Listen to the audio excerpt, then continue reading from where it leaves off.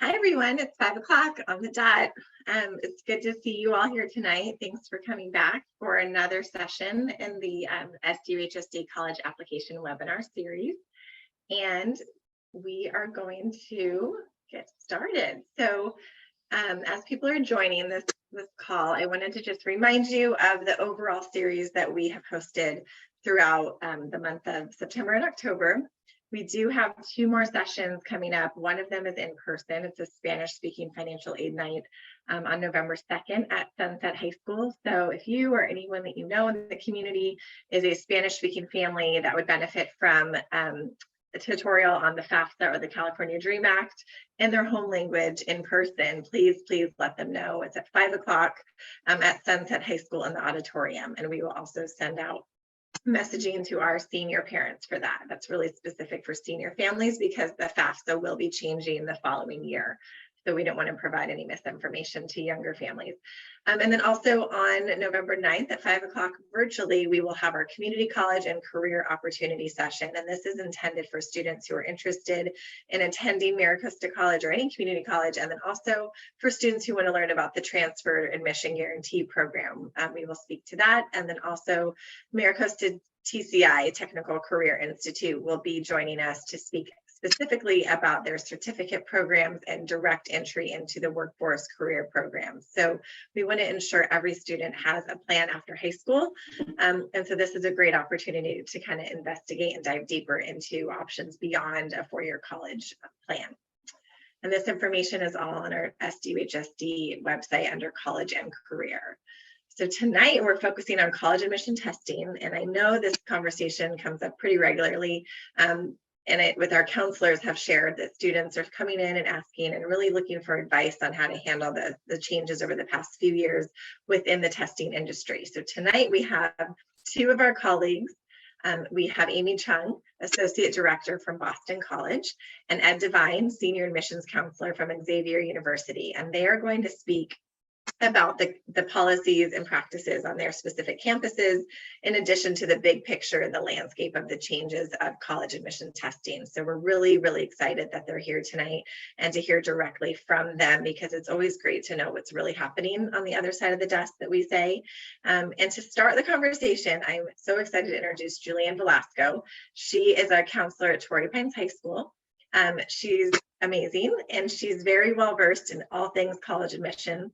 And tonight she's going to help us frame the conversation just of the big picture of what options are out there as far as college admission testing policies, and give us a gauge of what is happening before we dive in with Amy and Ed on the details behind their campuses. So Julianne, if you'd like to take it away, thank you so much for being here. Sure. Thank you so much, Jamie. Welcome, everybody. Thanks for attending. I'm going to throw on that high school hat and share a little bit about what that testing piece looks like, since it definitely has changed post-COVID. And the good thing about it is there are different options depending on each college admissions policy around testing.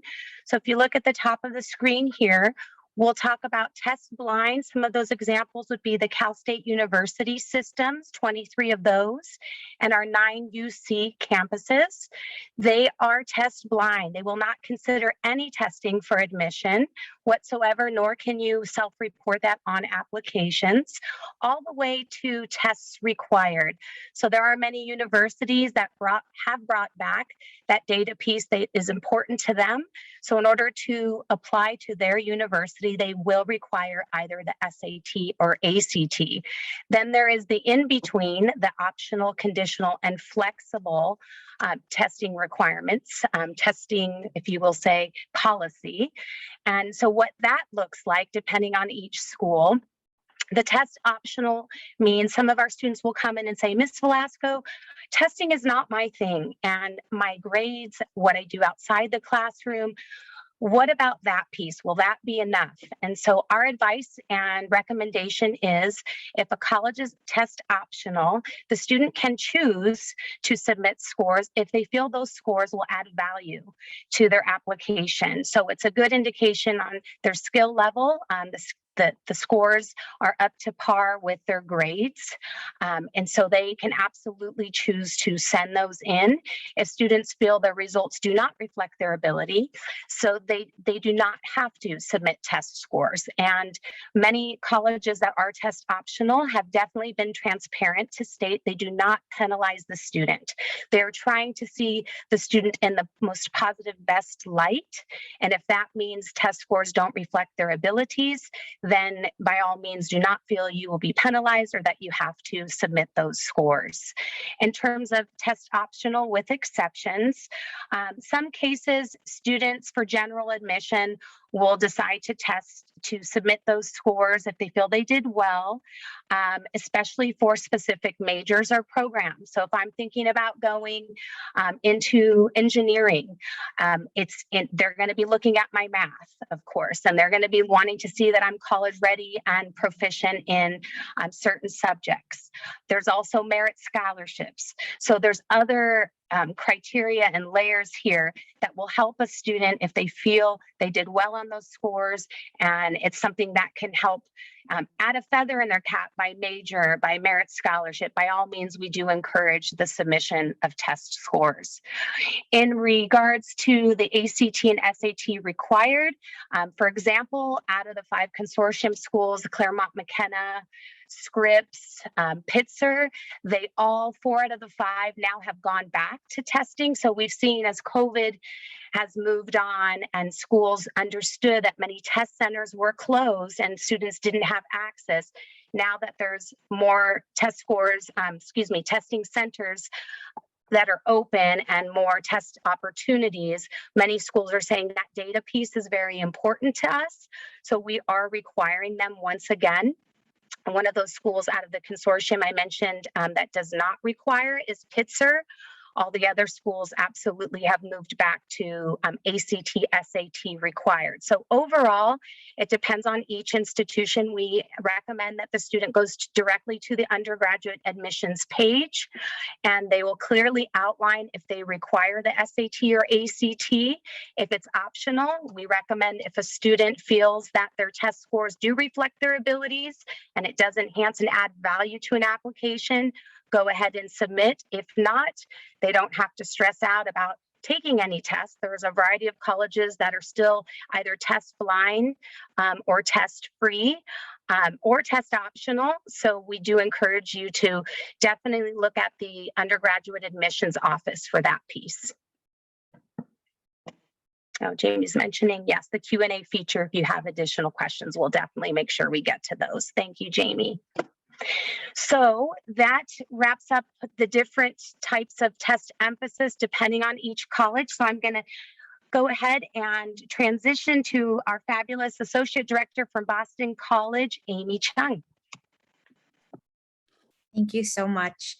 Good evening, everyone. I'm really excited to be here with you all virtually to talk a little bit about the testing process. I think those of us who work in college admission and school counseling see this as such a wonderful way for you to get to make this decision and relieve a barrier in the process. But I think it also adds a lot of anxiety as to whether or not you should submit your scores as you try to put your best foot forward. So Ed and I are going to talk a little bit about the policies at our different institutions, and then we're also happy to answer any questions from our experiences working in college admission about what testing scores and policies might look like or mean in your process. So again, feel free to use the question and answer portion of this webinar. You can do that by hovering your mouse over the screen and seeing the Q&A icon at the bottom, and you can type your questions in there. We'll either type a response to you and or answer that question live at the end of the session.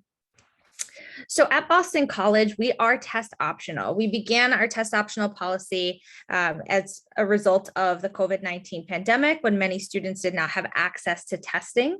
Right now, we are test optional for our current seniors, so those applying as class of 2027. For our current juniors and younger, we've yet to make a decision on our test optional policies for the years moving forward. Each year, we have typically made that decision around January, so giving you time to prepare for the spring and into the fall of your junior year, or your senior year, excuse me. So keep an eye out for an announcement from us on what our plans will be as we move forward. But as it stands, for those who are applying to this cycle, we are test optional. But our Jesuit Catholic identity has always prioritized a holistic review. Phrase you'll hear often with Jesuit education is cura personalis, so care of the whole person. We want to make sure we have students who are developing in every sense. I know if you attended last night's webinar, you have a good understanding of what might be considered in an admission review. I put a list of what we're really considering at Boston College. First and foremost, your academic preparation, your performance, the rigor of your curriculum. I have a little asterisk next to test score since we're here to talk about that optional policy. We do look at letters of recommendation to have a sense of who you are as part of your community, what your character is like, how you work with your peers, what you're like in the classroom. Then we look at everything you do outside of the classroom. So the ways that you spend your time, the things that make you you. And we ask for 2 writing supplements at BC. We are on the common application, so we do ask for the common application essay. And we also have an additional Boston College writing supplement, which allows you to have another place to really tell us a little bit more about yourself. But as we talk about testing, I'd love to just share some data with you as well. I think it's important to kind of be informed about the test optional policies and how they work, but also the data that we've kind of found behind them over the last few years. So Jamie, I can go to the next slide here. Thank you so much. So here at BC, I always encourage students to reflect on a couple of things and to use this data to their benefit as they're making their decision on whether or not they would like their test scores to be considered as part of our admission process. Ms. Velasco said it really well. Will these enhance your application, and are they a good reflection of who you are as a student? So I really encourage you to reflect on those 2 questions and to add a third question of, do your scores fall in or around the middle 50% for the schools that you're applying to, right? So doing your research and figuring out what scores admitted students are typically submitting. I will say these averages have been inflated at many schools over the last few years because we are operating under test optional policy. So our students are self-reporting their test scores, they're deciding to submit their test scores. So we're seeing higher and higher test scores be submitted, but keeping in mind that as long as we stay in a test optional policy, that onus is on you, right? That choice is still yours. So I encourage you to reflect on these 3 questions I have listed here. Will it enhance your application? Are they a good reflection of your academic ability? And do they fall in or around the averages that school is reporting for its admitted students? The answer to all those questions is yes. I think that's a great real indicator that maybe this is a great part to include in your application. If the answer to any of those is a little bit iffy or it's a no, maybe you reflect on whether or not this is really the best fit for something to include in your application, especially as it's not necessary. At BC, we are completely test optional. So even our nursing students and our engineering students have the opportunity to apply through test optional policy. Our middle 50% for the SAT for last year's admitted students was a 1450 to 1520. And for the ACT was about a 33 to 35. So keeping those scores in mind as you reflect on whether or not you'd like to submit yours. And then I think what's really important data to kind of hone in on for different institutions is how many students are you seeing submit applications with test scores, and how many of your enrolled students submitted those test scores, right? Is there a big disparity where many of your students are submitting test scores that are being admitted, or are you equally admitting students without their test scores as well? At BC, we are admitting students with and without test scores at a pretty even rate. About 45% of our applicants, 44% submitted test scores this past year. And about 52% of our enrolled students submitted test scores. So that means that about 48% of our enrolled students did not submit test scores, and they have been admitted and decided to enroll at BC. So certainly you can be a competitive candidate to Boston College with or without test scores. So I think these are great questions to ask as you kind of move forward in your process at the schools that you're looking at. So that's a little bit about the Boston College process. And so I'd love to hand it over to my colleague, Ed, to talk a little bit more about his experiences with test optional and the policies that you all have in place. Yes, thank you, Amy, and excited to be here. Big fan of your school district, San Diego, and of your counselors, Ms. Cambra and Ms. Velasco. So you are in good hands, and always have enjoyed working with students from this group. You are strong, well-prepared students, so enter into this college search with a good degree of confidence. I'm Ed Devine. I do work for Xavier University. I'm the Western Regional Director. I've worked at 6 other institutions and various selectivity ranges, but I think we've all grown and learned some new things through this pandemic timeframe. And this movement of test optional has been exciting to watch. A lot of changes. We do see about 1,700 schools now that are test optional. And when I reflect back on my career, I think what's happened, it's really driven us to consider what's important when we look at a student's application. I love that Amy mentioned the Jesuit philosophy of care for the whole person. Xavier is also a Jesuit institution. I've worked for 2 others, and that's always been at the forefront of our mind. And as we review what we look at, here is kind of a rank order, if you will. There were some national surveys that looked at this. Test scores have dropped over the years, and I think we've seen a big drop as a result of the pandemic. But things like curriculum, your college prep courses are really the key indicator first and foremost. Right after that, your GPA, but GPA comes as an entire story. What has been the progression for your grades? Are you getting stronger, etc.? There is a story behind every grade point average. But after that, you'll see the resumes and the activities. We are really building communities at our institutions. So we jump out and look at what you do outside of the classroom. Some of the writing, I think Amy reflected on it. We've got opportunity to get to know you. The big piece that wasn't on the radar when our parents on the line were going through this was this term called demonstrated interest. And that's a student's ability to kind of lean in, let the school know that they're there, and showcase this interest. That may come in the form of meeting with us, connecting with us at visits, but it also may come in the form of your well-written supplements that we just talked about, or Amy just talked about. But these test scores, again, we've always been trained by the testing agencies to look at testing as one metric. And if we click to the next slide, the way we look at you, if you take a look at that list that I know was covered extensively last night, here's how we define or take a look at students or talk about you. Your academic qualities will be mapped out from what you see there, your curriculum, your high school, the grade trend, what teachers say about you. We'll kind of round out that idea of who you are academically. Testing played some parts in that, but not always as big a part as students would think. The personal qualities are where we get excited. Most times students going through an application process will be academically viable. And you can go to the most selective schools in the nation, and they would say, even if they only admit 5%, that maybe 70% of their students academically could do the work. So the personal qualities are where you focus. And as we move forward to the next slide, Jamie, just to kind of bring the conversation back to testing, it is, again, something we've always known as a number. It may work for some students and not for others. At Xavier, we went test optional just before the pandemic. And I think this was part of a strategy.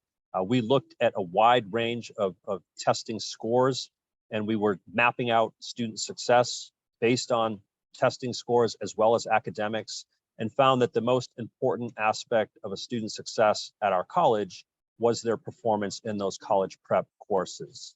In the early phases, we were seeing a small number of students that did not submit. Non-submitters were below 15% in the early parts of us being test optional. And last year, there was a big jump to over 70%. I work with mostly students on the West Coast and in Hawaii, in the Pacific Northwest, and it was probably amongst the toughest places to get testing done. So even larger numbers did not submit testing for that last cycle. We do anticipate that will change quite a bit. Access to testing is available. Also, school systems, like you just heard, when Ms. Velasco talked about the Claremonts, systems are going back to it, states are requiring it. So we anticipate to see that. I hope we do keep test optional policies, and I believe Xavier will for the long term. We are mapped to do that for our seniors and our juniors currently, but I think we will keep it. The proof will be in the pudding when we start to evaluate our current students on our campus and how they do through the entire college process. So we do use testing as an advisory tool. Oftentimes it might be used for placement in freshman year. So sometimes that gives a student a benefit to submit that testing and place into higher levels math and English. In other cases, what we use that data point for is preparing students for the next step, for preparation to move on to graduate school. We have a big nursing program, for example, and at the end of your nursing curriculum, there's a big national exam called the NCLEX. And so oftentimes we can find correlation between undergrad or high school testing and pass rates on the nursing exams. My niece graduated recently and was a nursing major and was nervous about the prep and the work to be done to pass the NCLEX. And she reflected a lot on what she learned preparing for the ACT exam when she was in high school. So the testing, again, it may find its way back into your advising when you're on our campus, maybe beyond freshman year, as you look to prepare for things like MCATs to get into med school, or LSATs to get into law school, or GRE exams to get into other graduate programs. Many times you'll go back to and consider kind of your strength, your connection to and abilities in standardized testing. Many of our graduates talk about too, the fact that on the job, they will continue to be tested. So we hope it's not the big beast that it does appear to be. We do hope that students do not focus or over-focus on testing. And if we go to the next slide, Jamie, at Xavier, we will be fully transparent in talking about when and who should submit. And I agree 100% with Amy and talking about looking at that mid 50% range. You can see our numbers there. I would add, though, that there are times different subpopulations could review the mid 50% differently. As an example, if you were a 22 in our application process, but you're a first generation student, that still might be a good test to send. So not just entirely looking at that mid 50%, but considering who you are. If you speak English as a second language, if English isn't the primary language at home, those things can all impact this decision to just send or not send testing. Also, when you look at mid 50%, kind of dissecting by major, traditionally our STEM majors will send in testing still. They will usually have higher testing. And so oftentimes within STEM fields, you might look towards the higher end of those ranges to determine if you send or not send. I'm always going to be willing to take a call from a student that asks, should I or should I not? And we will gladly answer that question and erase from our memory where you fell within that process. So do reach out and kind of ask those questions as you go. Again, some of these things you see below, the demographics, the strength of the application, will play into that decision. Another example, we oftentimes see students that had a slow start, or maybe a transition to high school that was tough, or they had a blip in their transcript, maybe they moved in sophomore year, and a strong test or a test somewhere in our mid 50% can really back up our understanding that things were going on in your life and out of your control, or things that you've learned from, so that test can really back up this notion of I'm a stronger student than what my GPA represents, and here's testing to back that up. I do agree, though, you probably will prepare for it for juniors. Take it, don't overthink it, don't invest too much time in preparation. There's a lot of opportunities to find free resources like on Khan Academy. Do the work to kind of prepare for the testing, learn about strategies, learn kind of the pacing of testing, how you do in that 3-hour exam, figure that out, spend some time thinking about it, and then close out your test score.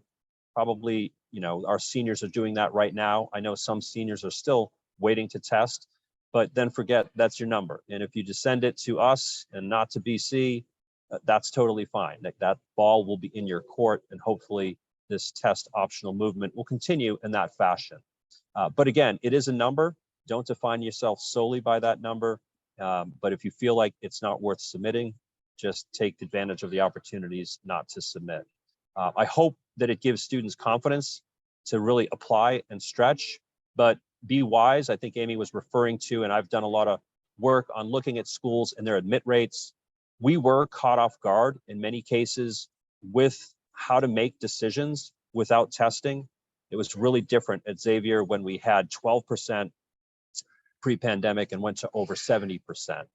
So it was a little bit of a challenge for us. We know that students too probably threw their hat in the ring at many different colleges and universities that they might not previously had applied to. And so that has a ripple effect for us in making our decisions and being curious about yield. And that did shine a light a little bit on that demonstrated interest, your ability to connect and give us confidence that you see a sense of fit at our institutions. So we are learning, we are kind of pulling back and looking each year at what this test optional movement looked like. The idea of how many we admitted that had submitted versus that did not, that is a metric that you can find. Schools will have published. We were as equal as Boston College, very equal in our admission rate for submitters and non-submitters. Other schools, it was greatly skewed. In some cases, we see athletes that must submit, kind of a request by the school. So that might drive up the number of test submitters in an entering class. But there are ways to kind of dissect this and figure it out. But looking at the admit rate for submitters versus non-submitters is a number or a metric you can track down to try to understand where you fit or where that college or university fits in your reach, target, and likely categories. So that's a little bit about Xavier and our movement to test optional. And I think we're going to bring the crew back and open this up to any questions. I see Jamie coming on board and Amy coming on board, and let's see what the folks have to say, or if Jamie has a few more questions. Jamie. Well, I always have a lot to say, but the questions have been more quiet tonight. So please, we encourage you to ask some questions. I do have a few that we can kind of start with, and if we've had a few questions that have already been asked. But I want to thank you both, Ed and Amy, for your perspective, because it's exactly as I know Julian and I working with students. It's consistent with the conversations we have with our students. I know, and Julian, feel free to chime in. Over the past, since the pandemic, there's been, I think, an interest of students and families of like, is this for real? Is this like, really? I don't submit scores and I'm not going to be penalized. And I know that like this past fall, there was a NACAT conference that I know many of us were at, and that's the National Association of College Admission Counselors, where high schools and college admission counselors come together and we speak candidly about this. And this was a topic that came up a lot. It was like, no, really, college admissions, what's really happening in your secret rooms where you're having these conversations and evaluating students. And I believe that Ed and Amy are being really transparent and with the data that's being provided, and especially Amy sharing that 52% of admitted enrolled students admitted to submitted test scores. That's, I mean, really basically half. So I think I'm hoping that our parents and students realize that this should provide a sense of relief and the options are expanding. You know, so often I would work with students who just didn't feel confident in their SAT or ACT tests. They would take them time after time after time again, and it would interfere with their day-to-day grades because they were spending more time at test prep than they were preparing for their day-to-day grades, and then their grades would suffer. And so ultimately, as Ed and Amy discussed, these holistic admissions, when you're looking at GPA and other extenuating circumstances and extracurriculars, and maybe they do submit test scores, that's just one piece of the pie. And so when those test scores aren't submitted, the other pieces, I imagine it sounds like they just grow a little bit more. And one question I did have is, if a student doesn't submit test scores, and then in your experience, is it ever helpful or beneficial for a student to explain why in the application, either in like an additional information section, or do you feel like it's just better like left unsaid to just not submit and you understand why they wouldn't have? Yeah, I would say they don't need the explanation for it. And again, that's kind of speaking from the perspective that 70% of our students didn't submit last year. So I think over the past 3 years, we've gotten more aware of it. Maybe in the beginning, we would have played the game of why. I sat on a few panels and did hear that colleges would say, we know you had access to testing. For example, it was a school day test and you didn't submit it, so we're assuming you had bad scores. I think that's a horrible kind of approach for universities to take, but I think that kind of newness has worn away. And at this point, when we see students that don't submit, oftentimes we think perhaps the access wasn't there, it wasn't part of their kind of junior preparation, and they just haven't gotten around to it. And I think we also kind of feel that hopefully they have that confidence in their academics. And it's still a little bit, and I think this year it's early. I just started reviewing applications for this cycle, and to see the number of students submitting, it's already, we're getting that sense it's going to be probably closer to 50-50. So we'll see a drop from 70% non-submitters. I would estimate that probably 45%, it'll drop to the 45% that won't submit that testing. So it'll be a big drop, which will get us used to going back into it. But when we go, thanks for putting that slide up, Jamie, because, I wish if families sat in on our decision making, when we get past or you make it into this committee realm where you're in the game, and like I said, oftentimes 70% of our students are academically viable. When we get down to these final decisions, we're not going back and going, hey, we have a 29 ACT versus a 27, let's take the 29. That discussion doesn't take place. If you're in committee discussion, you've proven that you can academically do it. It's now, what else do you bring to the table? What else comes from your background, your demographics? And again, I was at a school previously and currently that valued demonstrated interest. So did you do the dance with us? Did you connect with us? Do you know about us? Did your supplemental writing reflect a good understanding of the institution? That stuff plays more of a key in that final decision role. So I think kind of focusing on that and not thinking or ever Monday quarterbacking and thinking, oh, I heard so-and-so didn't get in, must be because their testing was this number or that number. We never have that isolated variable that holds a student in or brings them into the class. So, I think it'll be interesting for us. We learn every year, and this has been I've been in this business 30 years. This has been a pretty big shift to see this testing, this test optional movement just get accelerated completely by the pandemic. Amy. I would absolutely agree with you, Ed. I think, we're all pretty cognizant of the fact that we're human beings and it's our instinct to make assumptions about things, right? And so I think we're all trained in admission and reading applications and trying not to make assumptions about why you might not have a test score or why you were taking some classes versus the other, right? And I think there's room to explain pieces of that in your application. But I think there's also something we call the burden of knowledge, right? That if you tell me like you didn't submit your scores because they were lower outside of our range, then I know your scores are lower and outside of our range. Even if I would like to put that out of my mind because you're applying test optional, it's something you've put in a human's head, right? Where if you don't say anything, I could assume you didn't take the test. I could assume you took it and have a perfect score and didn't want to submit it for whatever reason, right? So I think there's no reason to explain, especially when a school is truly test optional, because it's your choice what you put out there. If you want to put your test scores, great. If you don't owe me any explanation as to why. That's perfect. Thank you. We've had a few more questions come in. One that I was hoping we could touch on, and I think both of you kind of mentioned it a little bit, but for those schools that are test optional or test blind, if a student does submit test scores, other than admissions, how would you interpret that for? I know you spoke about placement in classes or scholarship, merit scholarship. Maybe you can both speak a little bit to your merit scholarship program on your campuses.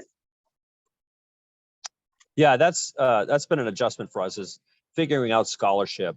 So they can help. That's why if you find yourself in that range, and do think of your subpopulations that you are in, again, first generation students or students of color or students applying from states. I'm in Hawaii right now doing recruitment. And so typically test scores aren't as highlighted and there's not as much preparation. So students that are maybe lower in the range still might have strong school scores for their location. But it can be very utilized in scholarship, absolutely. I think we've often, or all of us have probably done some work to adjust our assignment of scholarship, and we've learned to do that now. I think the rigor of the curriculum is kind of the replacement, if you will. So now when students talk about grade point average and mid 50% there, oftentimes we're looking at the rigor of curriculum as a determining factor that can kind of give us indication of where that student would fall within that population. But I think for placement, as you look towards kind of enrolling in our school, sometimes you would use that with your advisor to talk about class placement, but definitely in scholarship, that opportunity would be there. There are times we have some pretty good honors programs. So some of our students that are applying to the honors, the testing kind of may be a little bit of an edge if they're in that high range. But those are just some of the other places that testing is used. But in all cases, we're familiar enough now how to do that without testing. Yeah, we don't utilize SAT or ACT scores for placement.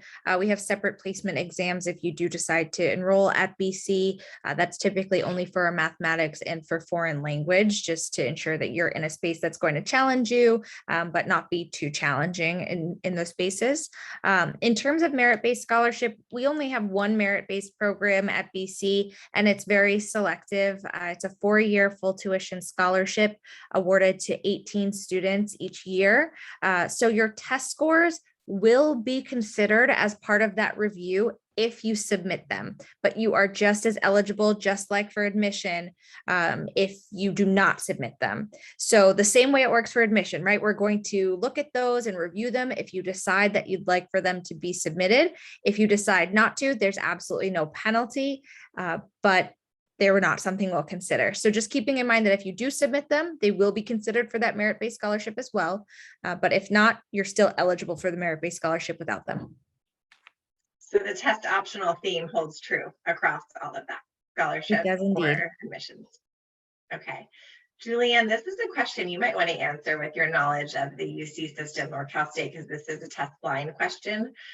Someone just asked, if you're test blind, if you're a test blind school, if you're applying to a test blind school, can a student score drop, so mention their test score in the essay portion of the application? And I have a feeling that the UCs are onto this. So do you remember? I remember what they said, but I wanted to see if you have it in this.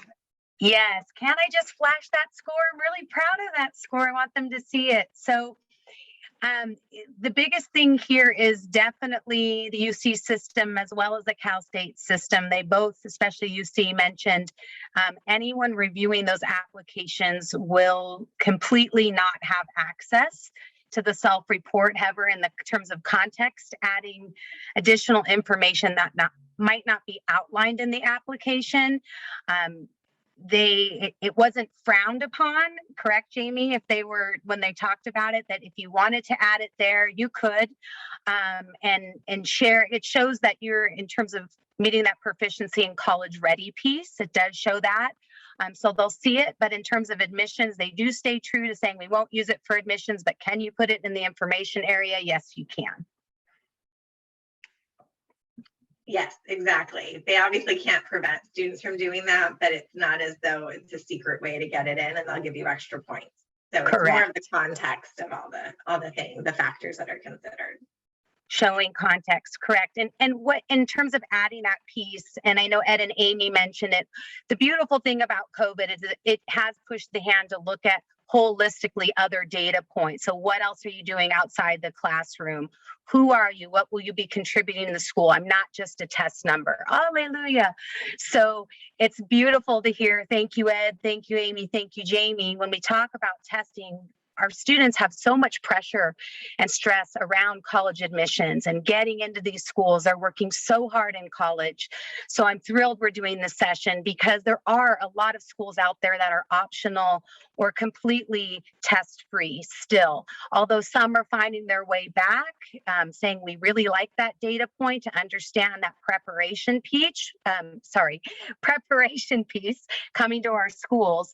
There are quite a few schools out there that will look at what else factors to help them understand what that student will be contributing to their campus academically as well as personally. So thank you for so much for sharing, and please continue to add your questions. We want to make sure we answer those. And thanks for bringing up, Julianne, just the balance and the stress that we've talked about in a few of these sessions that our students face. And we see this on the high school side, and I know our college colleagues are very familiar with this as well.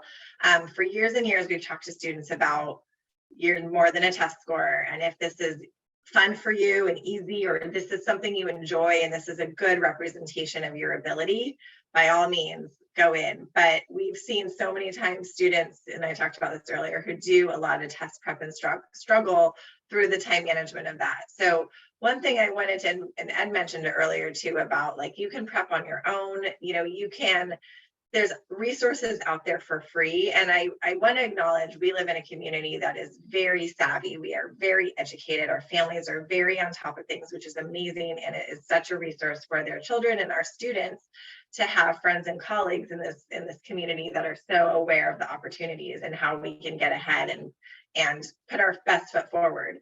I have very good friends in the testing industry, and this is not against the testing industry. It's just that I really want students and families to consider, there's a lot of costs associated with all of that. So there are ways, and this is primarily for juniors and seniors on this call, but if you do have younger children who are beginning this process or beginning high school, and you're not sure if they're a good test taker, you obviously have had them take standardized tests all the time through a public school system.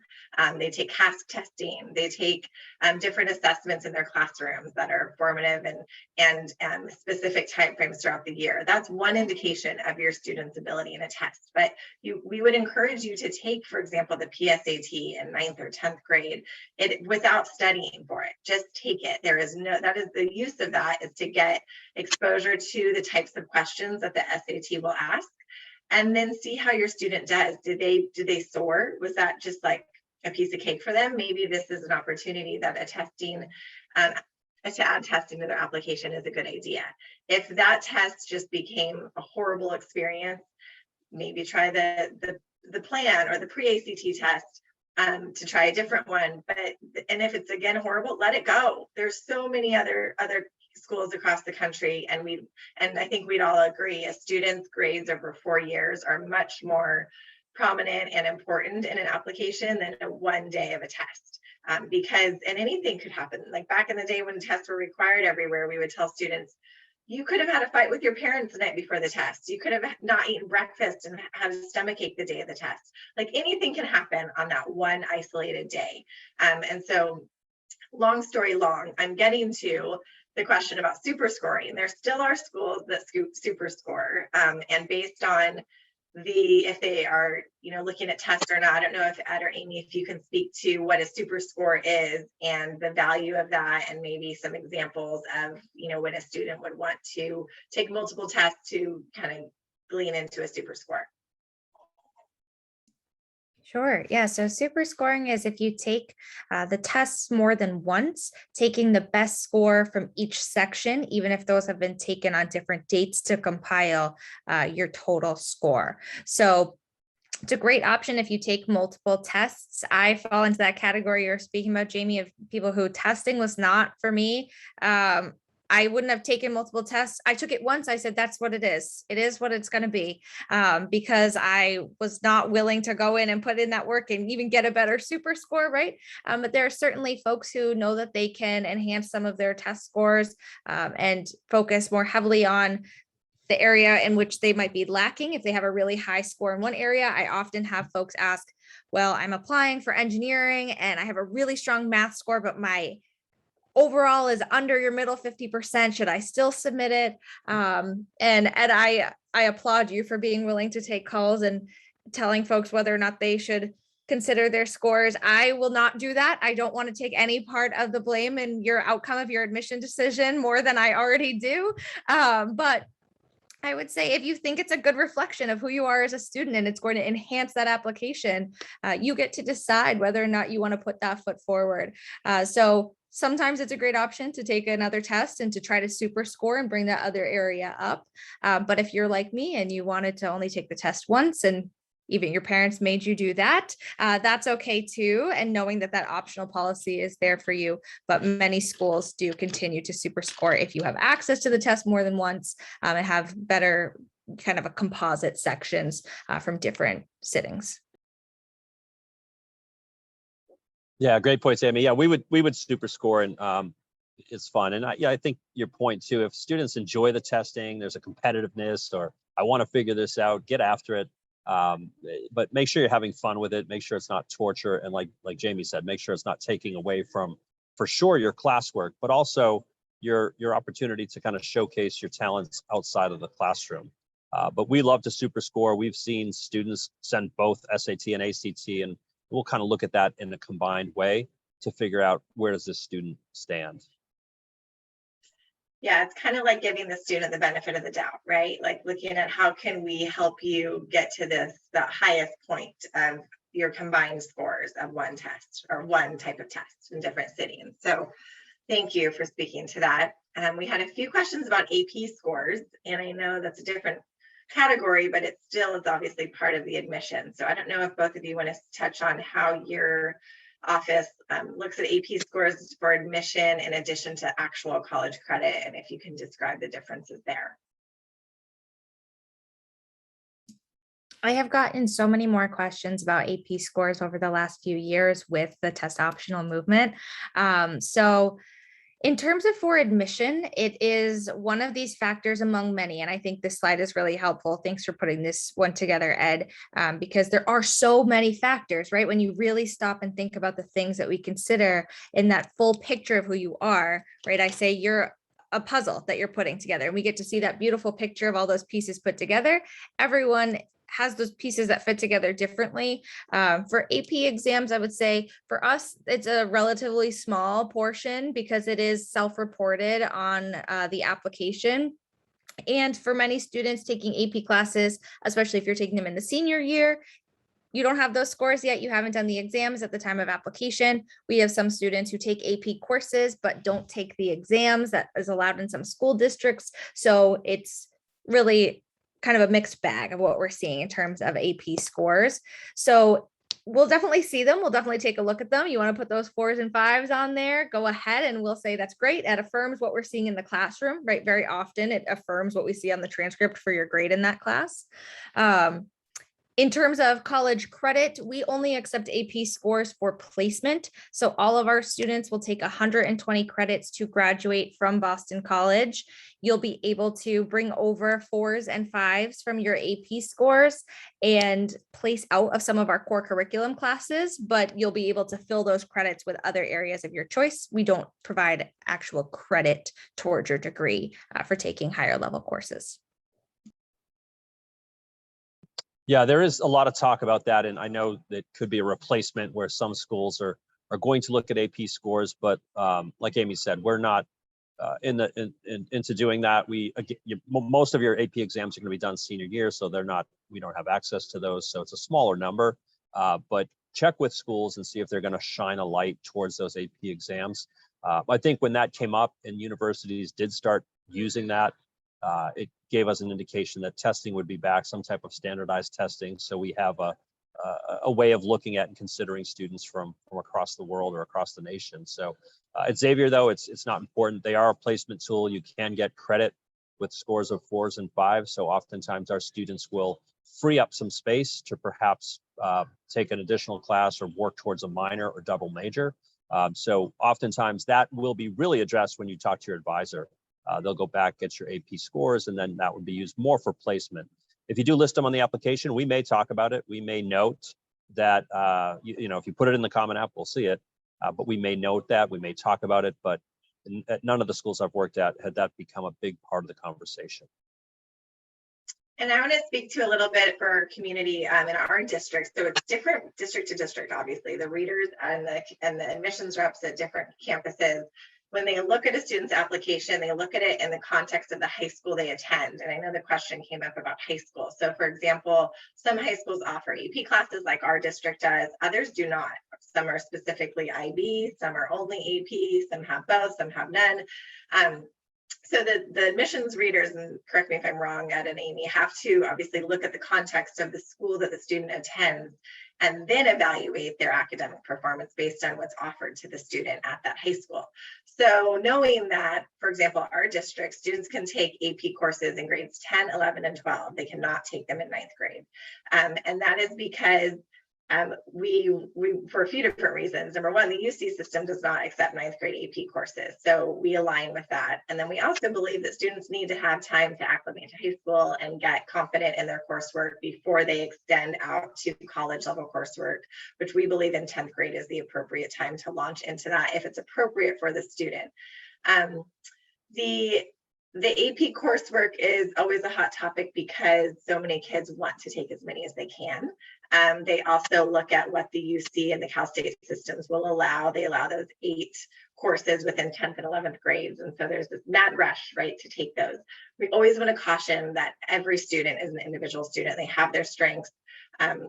And if their strength isn't an AP class, that's okay. They will have strengths in other areas. So if a college admissions rep is looking at a transcript of a student who's taken many AP classes and they're consistently earning B's and C's, or maybe even lower, that to me would be, and we talked about this last night, that's a stretch. That is like, this student is taking on more than they can chew. And it would be better to be in non-AP classes doing well and being confident and feeling good about yourself and knowing that you can do well, and contribute to the conversation and feel like you're on top of it and not spend every night, studying for hours upon hours. So that's where we caution students, when you're in 10th grade, if you're ready to take AP coursework because you had a strong 9th grade year and you really enjoyed that subject area, go for it. Take it in the coursework that's appropriate for you, but tread lightly and see how you do. And it's not like a scavenger hunt to pick up as many AP courses, because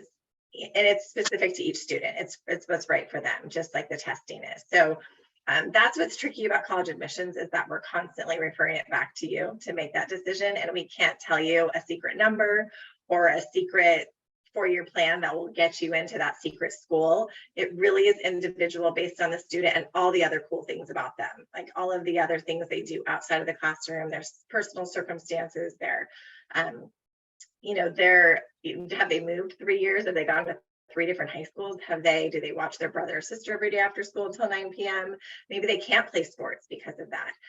So everyone has a story, and it's our job as high school counselors to support our students in getting that story in the right tone and the right voice. And then the college admissions readers and counselors are so well trained, and they read these applications. You guys know, I don't know the numbers, but so many for so long, and they're just reading day in and day out. And so they can quickly glean the story from a student based on certain parts of the application. So I know, again, I went on a kind of tangent there, but I think it's important for our families, because we do have a high achieving community, that AP courses are there for the reason, and they're wonderful. But if you're looking for the college credit portion of that, the UC system, for example, and the Cal State, I believe the Cal State also has this, they will list the campuses. If you Google UC admissions AP scores, they will, by campus, kind of indicate the different degrees that you can award credit towards on the specific campuses. So every campus is different, and like Amy mentioned, AP credit doesn't go toward the degree at Boston College. Every student there still needs to take the same amount of credits to graduate, whereas other schools, you could go and you hear the story of someone went in as a sophomore because they had so many AP credits. So it varies based on campus, and we encourage you to do your research there. Can I add just one thing to that, Jamie? Yes. I just want to say, I couldn't agree more with what you're saying about taking the courses that are right for you, and kind of reflecting on what the right path is for you, because this is kind of a depressing thing, but you could do all AP courses available to you and still not get into your dream school, right? So I hope you're taking courses that are helping you learn, that are helping you develop, that are on the right track for you, because the goal of high school is to be a well-prepared student to go on to your appropriate next step, not to, go into one particular path, one particular school. The goal is to learn, right? So I hope that you don't lose sight of that. I always tell students, I would be really, really sad if you spent 4 years of your life trying to impress me. That's really sad, right? I want you to do the things that you're passionate about. I want you to take the classes that you're learning the most from. That is what's going to get you to the right fit. And I know that sometimes it's hard to see in the rat race of the college admission process, but listen to your counselors when they tell you what the appropriate next step is for you. Listen to your teachers when they have a reflection of your academic preparation, to make sure that you're getting a lot out of your high school experience, because high school is not just a means to an end to get into college. You're learning. So I couldn't agree more with you, Jamie. I just want to share that perspective of do the things that are right for you, and things will work out the way they're supposed to. So on that note, Amy, we're hearing there's no formula of how many AP honors classes you need to have to get into school. I'm hearing do you, based on your interests, your strengths, your wants with a balance in mind, all of those things with exploration and self-discovery. That's right. Continue to challenge yourself, and challenging yourself looks different for every single student. Don't get complacent. Don't say, I'm going to take the easy way out, but challenge yourself at the appropriate level. Look at that. We're consistent. So I hope everyone listening can rest easy knowing that we are aligned on both sides, that we are really looking out for the best interest of our kids. So I think we have time for 2 more questions. One that I saw is a good one, and I think it's helpful to break it down. We always reference that mid 50% when we're telling students to do their research and look at specific campus mid 50% test scores to see where they fall. So someone asked, if the student is on the lower end of the range, should they reconsider setting their score? I think that when students see these ranges, they worry if they're on the low end, it's not a good idea to send, especially for highly selective schools. And I know you both touched on that a little bit. Maybe if you want to circle back and reframe that as well. Yeah, that's generally good information, right? If you're on that lower end, but like we talked about, if you fall into a different subgroup, you're not applying to a major that might be boasting as higher test scores. You're applying as a philosophy or an English major. That school might be, at the last school I was at, there were a large number of engineering students, so they would tend to have higher test scores. Again, your first generation or other aspects of your background that may warrant submitting that test score, even though you're at the lower end range. That's some general guidance, looking at that mid 50% and seeing where that lies. But I think we would think about major in that conversation. Again, particularly schools that have a lot of STEM, they could have higher test scores submitted.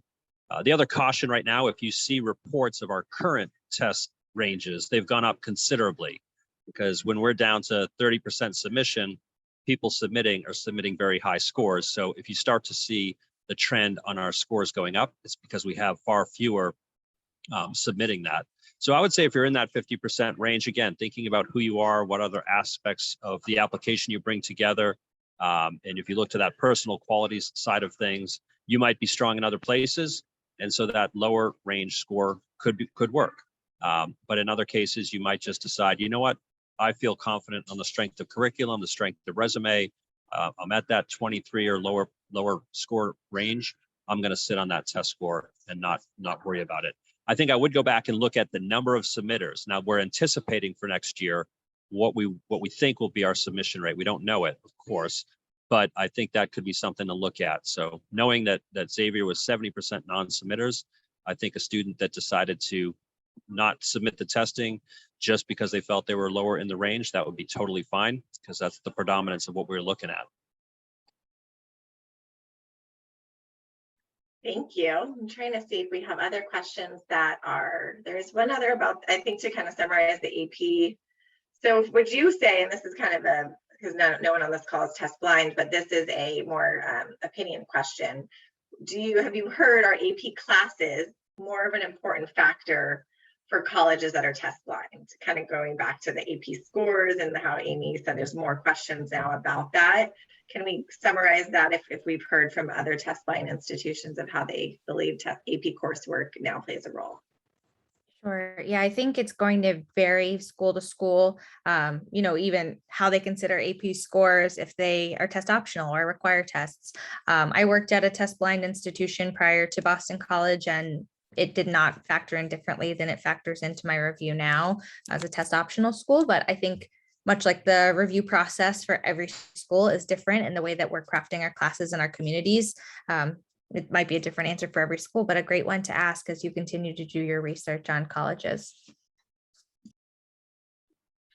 Yeah, I think as we went into this, we thought, great, testing is gone. And we all kind of stood up and applauded and thought there'll be no more testing. And we're seeing that that's not the case. I think it was a hope for a while. The concern when testing wasn't there is that there'd be a drive to really overdo the curriculum, overdo the rigor. And that is the next kind of natural place for us to look. Again, I think the problem looking from the outside is isolating a variable and saying it was one thing. It never is. I loved Amy getting on the soapbox, and we could have gone all night talking about this process and being yourself and thinking more about what you want to do in college. It does not matter where you go. It matters what you do. Really focusing on that and exploring kind of the what you want to do in college. And Again, I love that line. Don't try to impress me, because we serve our institutions, and our institutions have our own priorities that are beyond anything in your control. And so we might launch into something and look at our applicant pool and say, we're going to grow this particular major, or we want more diversity, or we want geographic diversity. We will be serving our needs as an institution as well. And so when we look at a very qualified applicant pool, again, it's estimated that 70% could probably do the work at any of the highly selective schools. The how we choose students is us crafting and creating a textured class that's going to be dynamic and grow together. And there are things beyond your control, and things we don't honestly hide. We just don't know until we see the applicant pool. So when we need to strike a balance within majors, again, it might be a particular year that people apply readily to engineering or to some other major, data science management, and we have a lot more applicants in that field, and we just try to find balance within the class that we bring together. So much of that stuff is beyond your control, and we could never look back and say this is the one reason. It just doesn't boil down and break down that way. That's why I think, love your application, put it together, be proud of it, let the chips fall where they may, and then you get to break our hearts in April when you decide where to attend, because you will have a host of admission decisions. And that's the big change since I went to school. We averaged about 3 applications per high school graduate. That's probably pushing a dozen now. You can still only attend one college, right? So Amy and I will get the breakup letters. It's not you, it's me. I've decided that Chicago's a better city. And that's a truly empowered search that your 2 counselors are driving you towards, because it really doesn't matter what's on your sweatshirt. It's that energy you put into the 4 years and what you do with the time there. And thanks for inspiring me to go that route, Amy, because you got me fired up with your little pitch on that too. I mean, Ed, I think you could write a book on that. I mean, you guys could co-author that. It would be a bestseller, because it's true. Everything you just said is true. And I hope people listen and resonate on that. So that'll be a perfect way to end this session. As a reminder to everyone, well, first, thank you for being here, to our presenters and to Julianne, and to all of you out there attending. I know this is a big time of night, so we appreciate you giving up this hour for us. This is recorded and will be on the San Diego Union High School District website under college and career. You scroll like halfway down and all the recordings from the past sessions are there, and the presentations. I will be adding last night's. I just haven't gotten the recording, and I will as soon as I can. So hopefully by tomorrow we can post some of these. And then the common questions we will also add as well. So we hope this information is helpful, and I hope to see some of you at the Spanish Speaking Financial Aid Night, November 2nd, and many of you back for community college and career opportunities on the 9th. If there's a topic that we haven't addressed that's important to you, please, please, please talk to your school counselor, ask them your individual questions, reference that you attended these seminars. They'll be very happy. And any follow-up questions you have based on the information you've learned, we are ready and waiting. Please, please reach out and ask questions. If you need to know the contact information for your high school counselor is on the website under counseling. So thank you all. Have a great night. Amy, thank you so much. Enjoy Boston. Ed, thank you so much. Enjoy Hawaii. Julianne, see you tomorrow. Bye, everyone. Have a good night. Thank you. Bye-bye.